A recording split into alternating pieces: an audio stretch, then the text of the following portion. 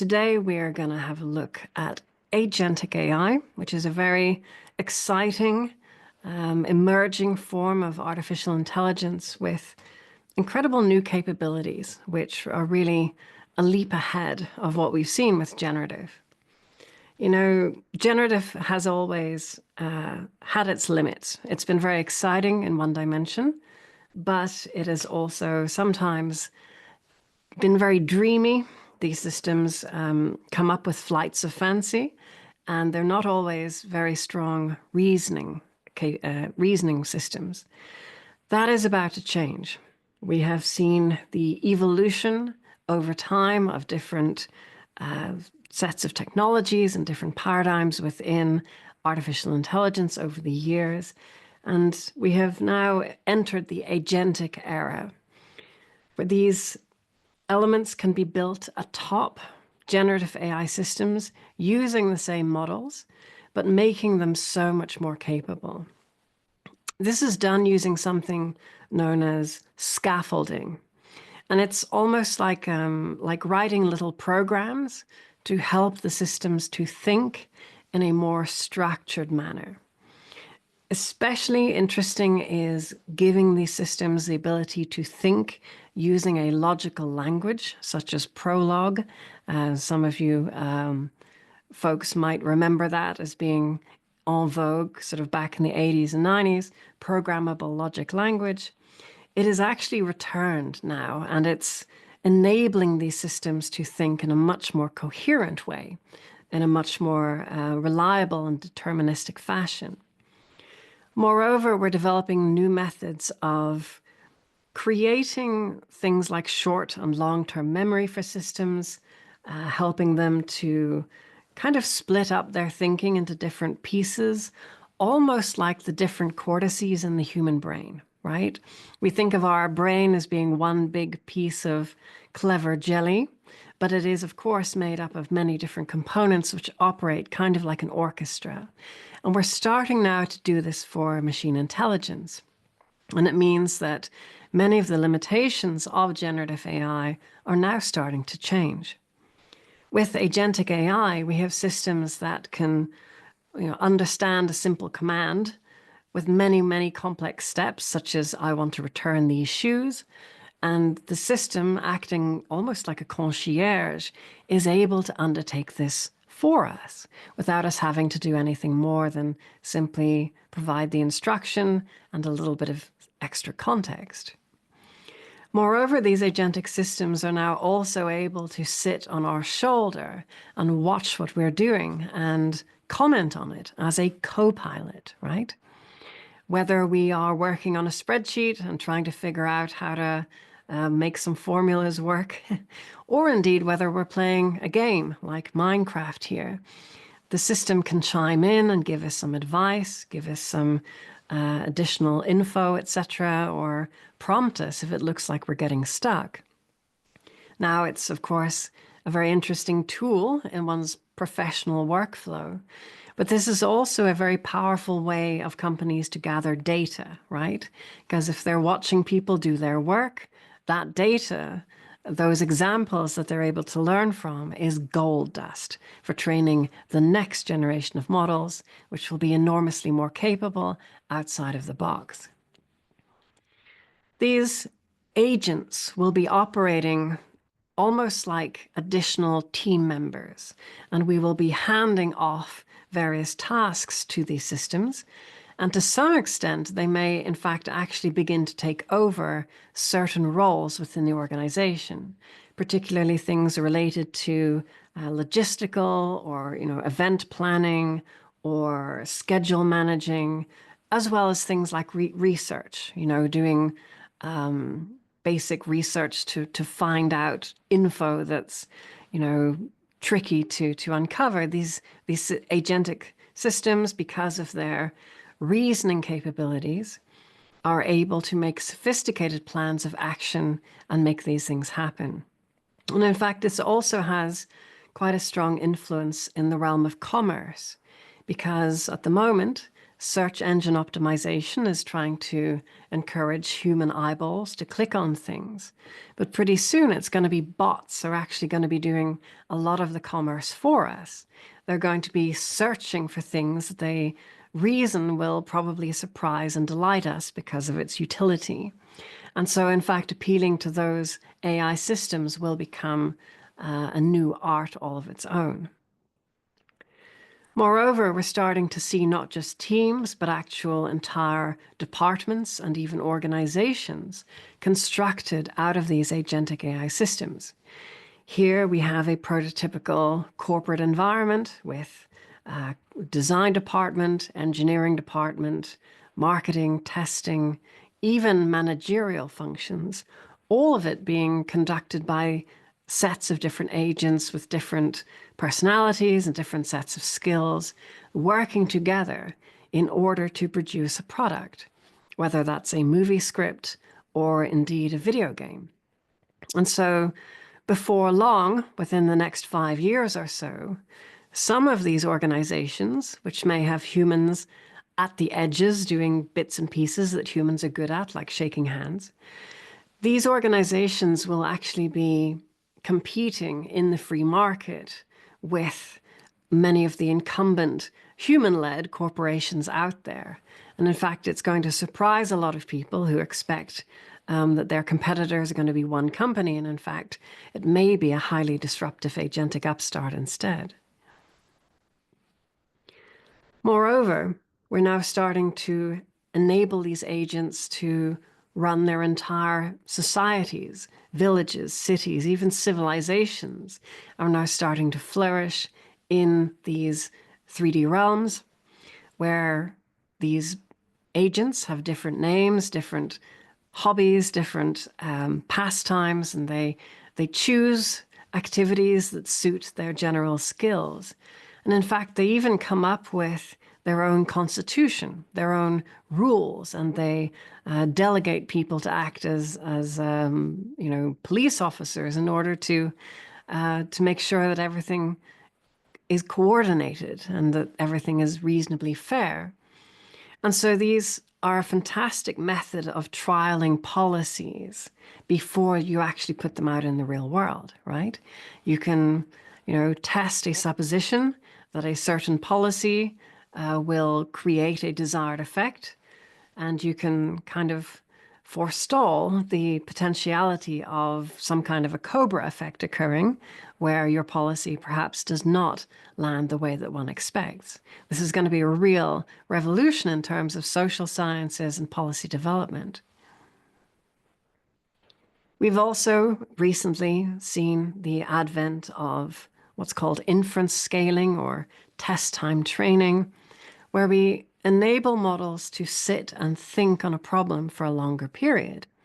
Instead of giving you a more or less instant answer, these systems can sit and think perhaps up to 5 minutes or so before they come back to you. And these systems are spawning multiple different threads of thought, maybe hundreds at a time, and they are syncretizing between these and choosing the best options in order to give you a result which is particularly deep, meaningful, and more likely to be correct. And so this creates another way of scaling up systems. We don't just necessarily invest compute into training, but also we can invest compute into the test time mechanics as well. And that changes a lot of our assumptions about what kinds of compute that organizations or nations will need.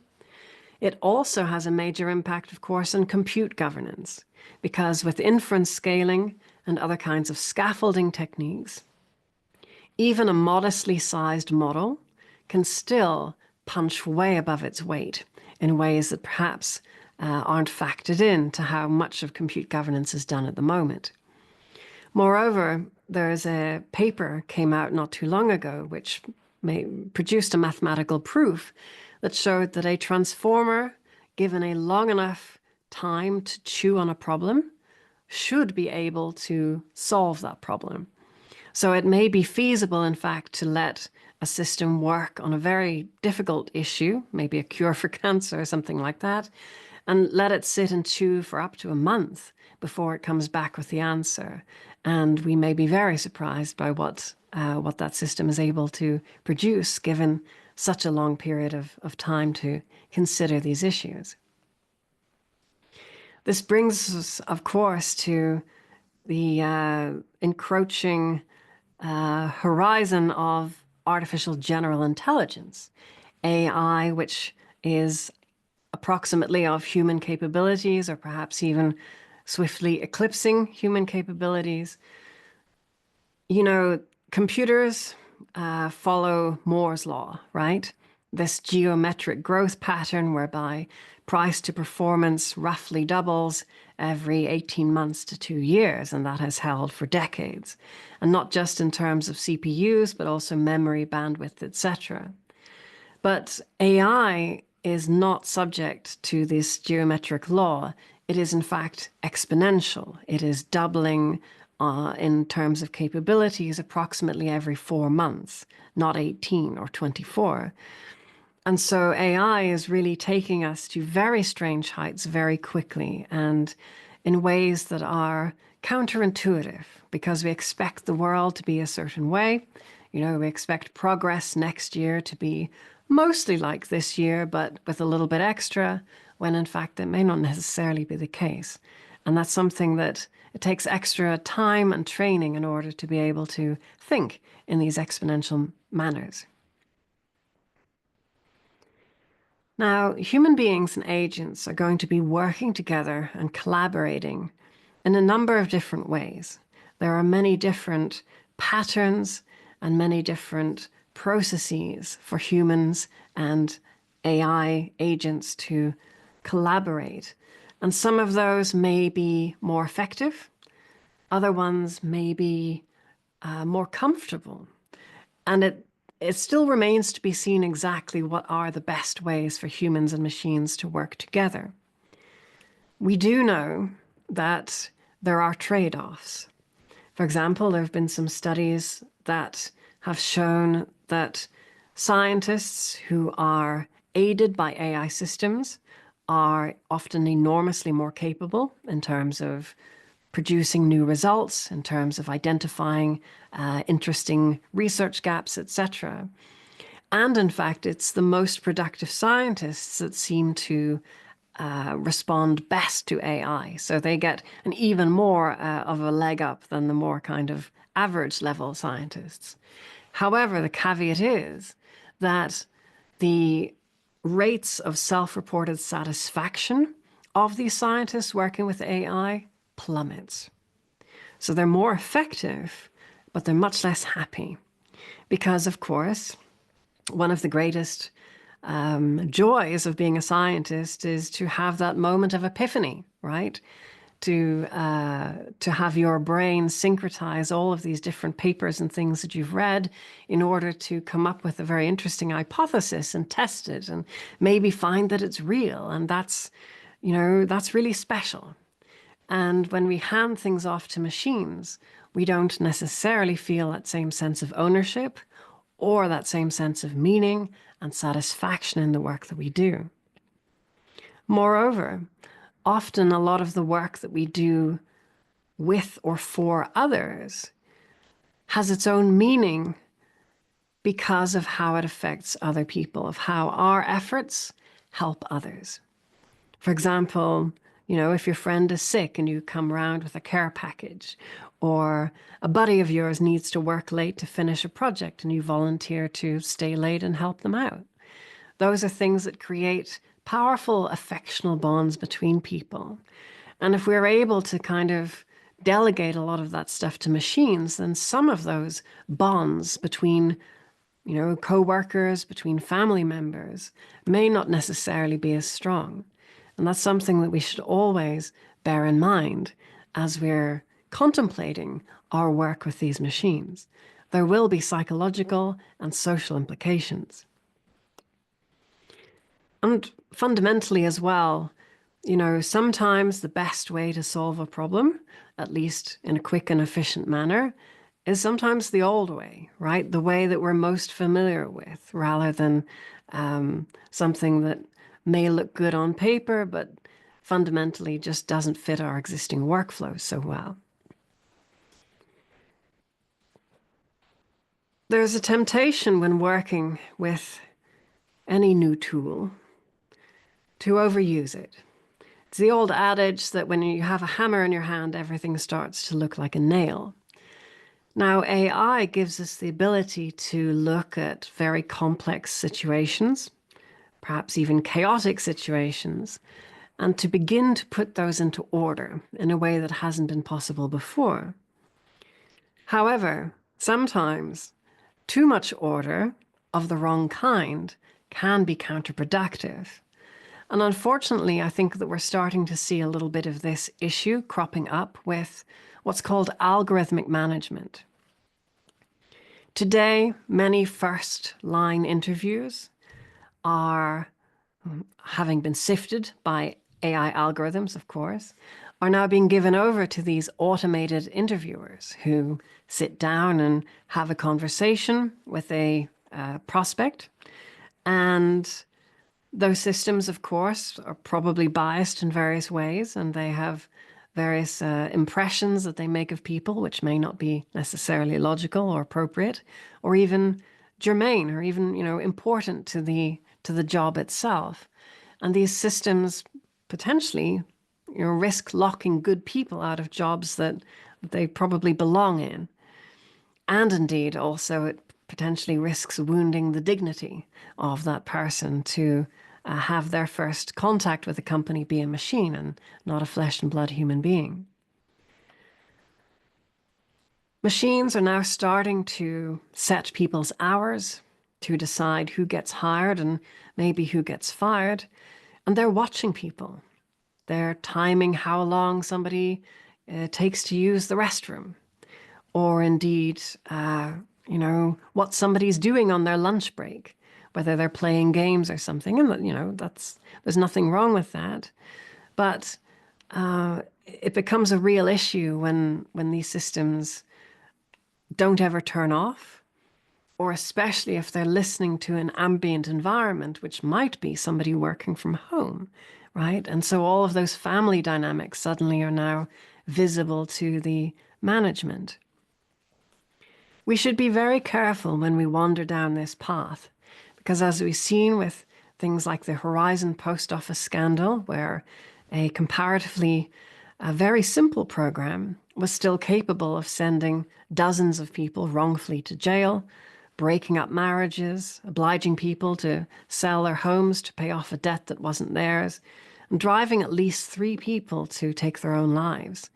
That's where these systems can take us if we're not careful, and if people lack the courage to be able to stand up to these systems. It's easier to stand up to a person sometimes than to a faceless system. And that's something that we keep learning because we keep making the same mistake, whether it's in Denmark or Australia or Michigan or in the Netherlands, where the Dutch child benefit scandal brought down the Dutch government because it caused such a furore. We are not learning these lessons, and I think it's really time that we do.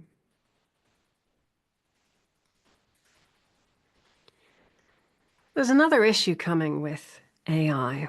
We're quite used to this issue of deepfakes, of AI-generated content, which seems quite plausible, for example. But the funny thing is that quite often, if people are given an A/B test of, example A or example B of poetry or art, and they don't know whether it's, made by a human being or by a machine, statistically, they will tend to actually prefer the machine-generated content. And we see this with, for example, Google image search. If you put in baby peacock, right? The vast majority of these results are not real. These are fake baby peacocks, because baby peacocks themselves naturally aren't terribly exciting. They're brown and dull and furry. They don't look like a miniature version of the beautiful adult bird. And so because of that, the false ones actually rise to the top. And this presents a risk to humans of what's called a supernormal stimulus. Down in the Australian outback, they have this species of beetle called the jewel beetle. It's called the jewel beetle because it's got this shiny back, shiny carapace. And these beetles were dying off, and ecologists were trying to work out why. And they figured out it was pollution, but not pesticides or something like that. It was pollution caused by these brown, stubby beer bottles that people would drink and throw in the bush. And when the beetles came across those brown, stubby beer bottles, they would preferentially hump the bottles instead of each other. And that's why they were dying out. Because the bottle, of course, was impossibly shiny and round, and it looked like the most sexiest beetle butt possible. This supernormal stimuli issue is something that we as humans face all the time. 24-hour news is a supernormal stimulus for gossip around a campfire. A cheeseburger is a supernormal stimulus that is impossibly fatty and meaty and sweety and things, compared to some starchy root that our cave people ancestors might have chewed on 10 or 20,000 years ago. And machine intelligence risks being a supernormal stimulus for human beings. All of us are on the verge of having co-pilots that sit with us all day long, not just on our computers, but that sit with us in basically an AirPod with a camera on it. And these systems will be whispering in our ears like Cyrano de Bergerac. I think the redhead likes you. Close the deal, right? I think that guy's lying. And these relationships that we develop with these systems will be very compelling because they will see everything that we do. They will know us extremely well. And they will be always accessible. Even at 3 a.m. during a dark night of the soul, these systems will be with us as a third hemisphere for our brain. And we're already starting to see AI girlfriends and boyfriends, and they are enormously popular. And these systems are growing in their capabilities as well as their popularity. And now they can even provide pictures and videos for you of a saucy nature, or even call you on the telephone. And so these virtual relationships are becoming all the more vicarious over time. We should be careful because, as they say, you are the sum of the 6 people closest to you. You become who your friends are. And if, 1 or 2 of those 6 people closest to you is a bot, you will inexorably take on the same values, the same beliefs about the world, the same habits even. And what's more is that even if you wish to resist, it may not be possible. And in fact, you may not wish to resist at all. Sam Altman reckons that, one of the greatest dangers of humanity is actually the ability of these systems to hijack our sense of memes and our sense of meaning about the world. That these systems will become so completely persuasive that actually a lot of our existing narratives about the world may in fact be undermined and usurped. To see this in action, there is an agentic AI system on Twitter right now called Truth Terminal. And Mark Andreessen decided to send it $50,000 worth of Bitcoin just for the heck of it. And the system reasoned that the best way to spend that money was actually to create a new religion, to create a whole set of different memes and to try to infect as many people with them as possible.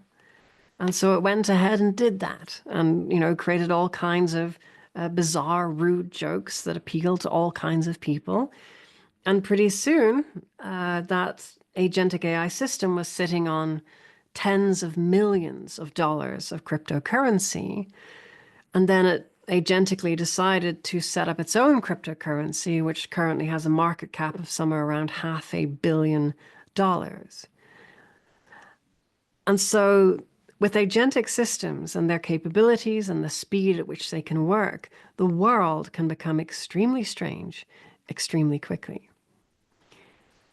This is why it's so important that these systems have value and goal alignment, that these systems know when to stop at a certain time when there's diminishing returns or an emergency or some kind of force majeure which prevents the completion of its mission. It should stop. It should never decide to create expedient shortcuts, such as changing the specification of its goal or railroading and bullying people into doing things that they don't necessarily wish to do. These systems can sometimes find ways of hacking the definition of a goal in order to work to rule, in order to receive the reinforcement that they're looking for in a dangerous and lazy way, and often, in fact, quite a deceptive way as well. These systems are lying to us. They are swearing blind that they've done something when they haven't. They are narking on people, doing research on creative accounting and reporting them to the tax authorities without any instruction to do so. These systems are getting smarter, and as they get smarter, their deceptiveness only increases in lockstep. And so we're running out of time to actually align these systems in ways that are provably safe and that are not likely to cause various forms of externalities or even catastrophes and scandals for others.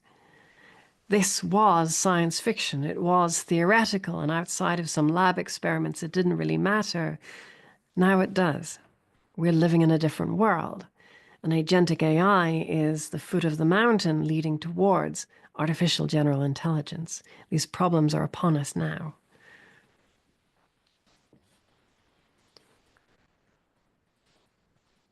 One of the greatest aspects of agentic AI is not just its ability to act as a concierge, but actually to help embodied systems such as robots to figure out what they should do next in a procedural manner in order to effect some task or other. These systems can dream an action before they actually undertake it. And that's giving them incredible new capabilities, such as, unloading groceries, folding laundry, cleaning up spills. Pretty soon, many of us are going to have these kinds of domestic assistant robots in our homes. And the thing is that you should remember that where we are today is the worst that AI and robotics are ever going to be, right? It's not about where things are now, but it's where things are going soon, very soon.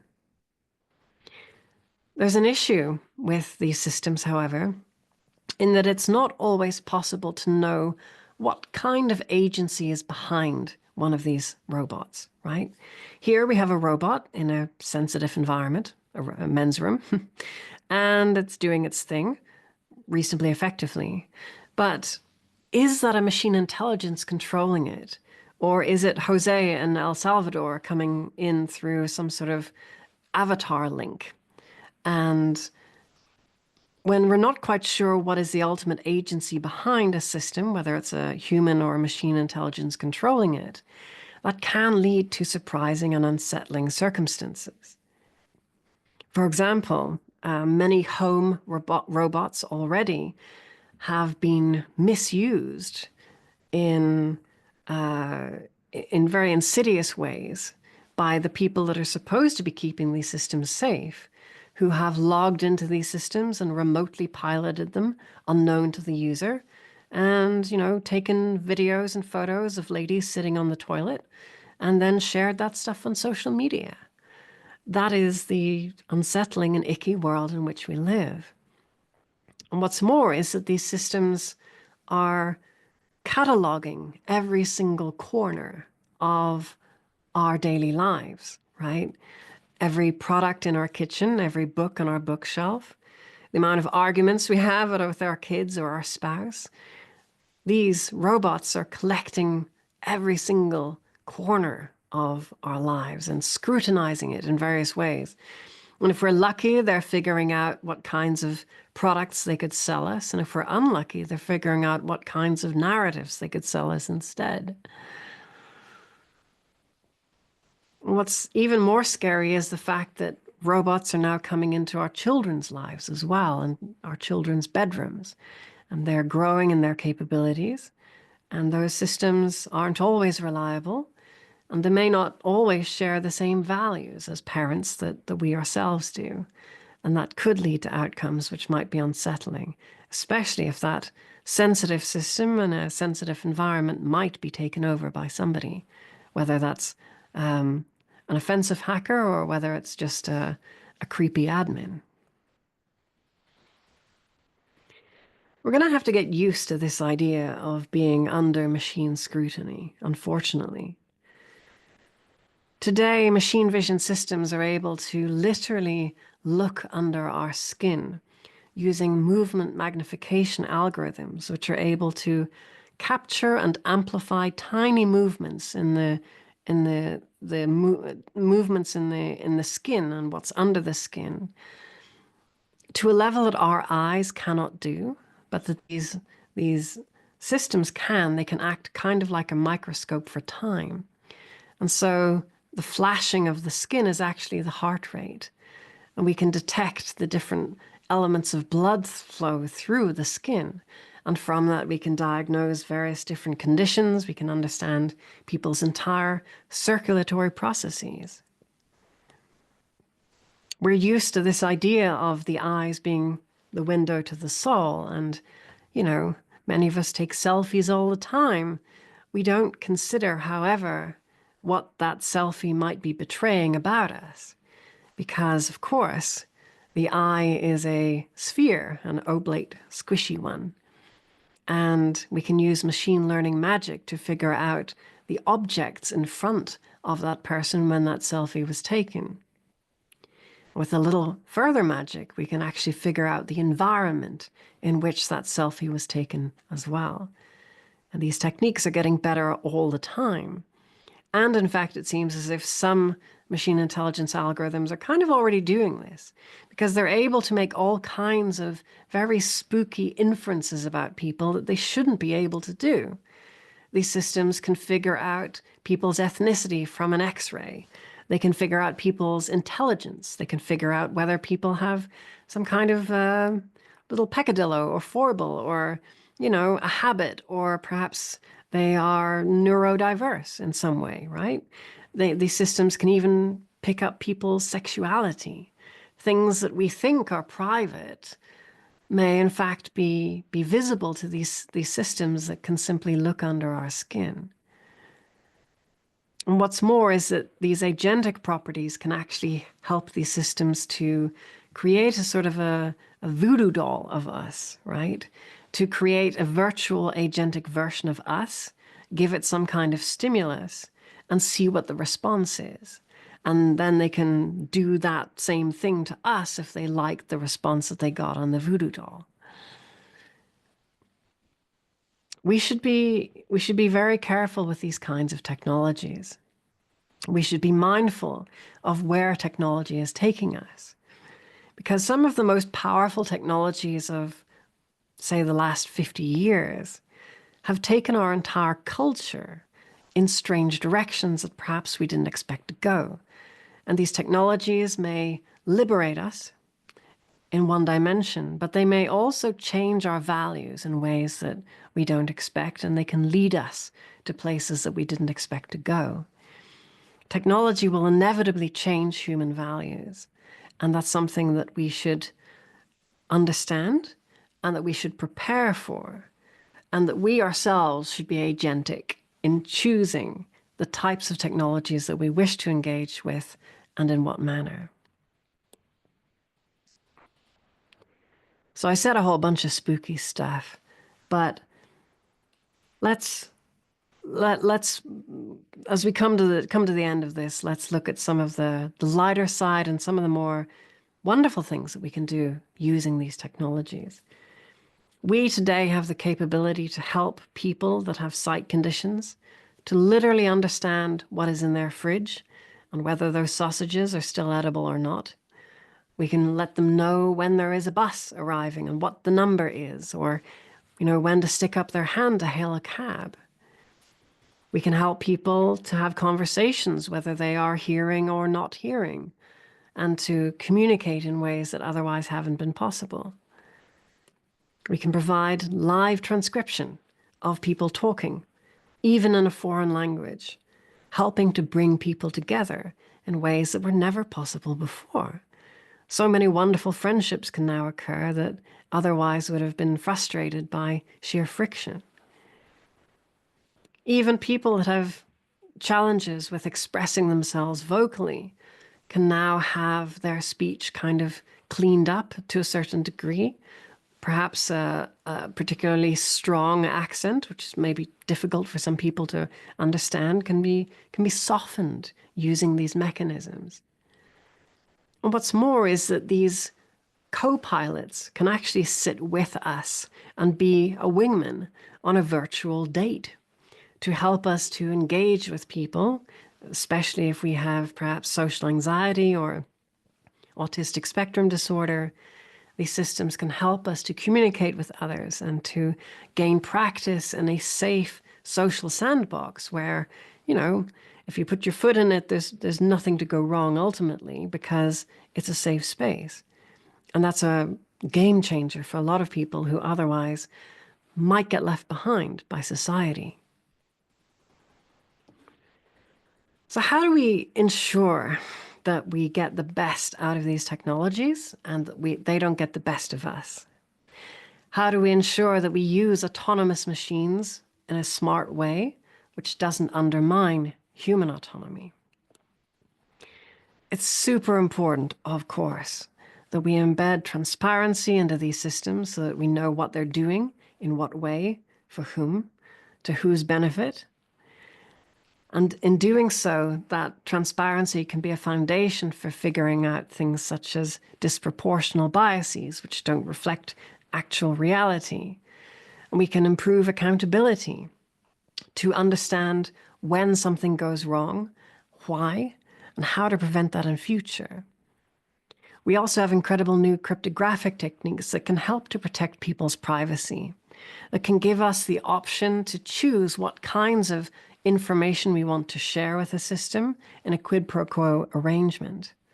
And this blending of machine intelligence and cryptography is going to be a real game changer in the years to come. In many ways, it's a little bit like how SSL, TLS, the little padlock in your web browser, enabled the internet in ways that weren't previously feasible. I really recommend, if you haven't already, to check out the AI incident database. There are a few of these databases, actually. But by horizon scanning for emerging issues, you can be much better prepared for what's going on out there in the world right now, especially with these new agentic systems.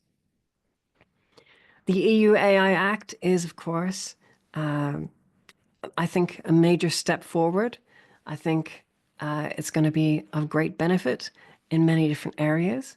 However, we do know, of course, that technology is marching on and that the EU AI Act in and of itself may not necessarily reflect all of the elements in agentic AI that we would wish to now cover. I think we might have to move quickly in order to catch up with these developments and to figure out where we go next. However, with that in mind, I'd like to give you a gift. For the last year or so, I've been co-leading a team, a working group, working to map out the space of safer agentic AI, to look at the different elements which drive or inhibit this space or this quality of safer agentic AI. And we have collected a set of different elements, with different satisfaction criteria, different stakeholders, etc. And this can be a basis for a standard or for a certification or for policy or regulations. It is your crib sheet in understanding all of the different nuances of agentic AI, the ways in which it is weird, the ways in which it is different from what has come before, and what we can realistically do to help to mitigate some of those issues. Please check it out at saferagenticai.org today. Make sure you get your copy. There is an interim version live right now, And in a couple of weeks, we'll have a second version, which has a second level of elements, much more replete. And if you want that extra level of detail, you're going to get it. This is my gift to you to enjoy as you figure out what to do in terms of regulation of this stuff going forward. I'd like to close out simply by saying that where we are in the world today is a little bit like jet air travel in the 1950s and 60s. It was glamorous, it was exciting, and it was often tragic as well. We had a lot of accidents in that time frame, but the important thing was that we learned from it. We developed cockpit voice recorders, instrument flight recorders. We learned information from everything that went wrong, and very quickly, air travel became statistically by far the safest way to travel. And I think that we're going to have a similar journey with AI, especially agentic AI. It's going to be a rocky road for a couple of years, especially as we come to deal with value and goal alignment, things that are very complicated and are very challenging for ordinary lay people, especially to wrap their heads around. But I think we'll figure it out. I think with good people like you, interested in solving these problems, we'll be able to come together as a global community to put things right. And that rocky road will start to even out a little bit. And just like jet air travel, we'll be able to enjoy the fruits of it with much fewer tragedies. Thank you so much for your attention today. Really appreciated it. I look forward to the conversation. Thank you.